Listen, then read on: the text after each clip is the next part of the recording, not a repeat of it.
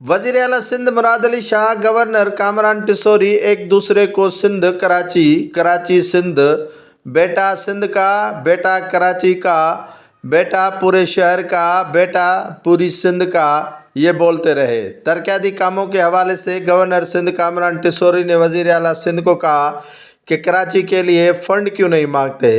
Murad Ali Shah governor Sindh Kamran Tessori को सिंध के capital Karachi में होने वाले तरक्याती काम गिनवाते रहे। वज़ीर आला सिंध बोले कि मैं भी कराची को अपना शहर समझता हूँ, जिस पर गवर्नर सिंध बोले कराची सभी का है। तो जिस पर वज़ीर आला सिंध बोले कि आप गवर्नर सिंध के हैं, न सिर्फ कराची के हैं। एक दूसरे के साथ नोक झोंक करते रहे और वहाँ पर प्रेस कॉन्फ्रेंस के दौरान सहाफ़ियन से लुत्फ़ अंदोज़ होते रहे। गवर्नर सिंध कामरान टिसोरी कराची के अंदर पानी की सूरत हाल और दीगर तरक्याती काम न होने का वजह वज़ीर आला से पूछते रहे। शायद दोनों आपस में मिलते नहीं होंगे और गिले शिकवे यहाँ पर आकर दूर करने की कोशिश कर रहे हैं।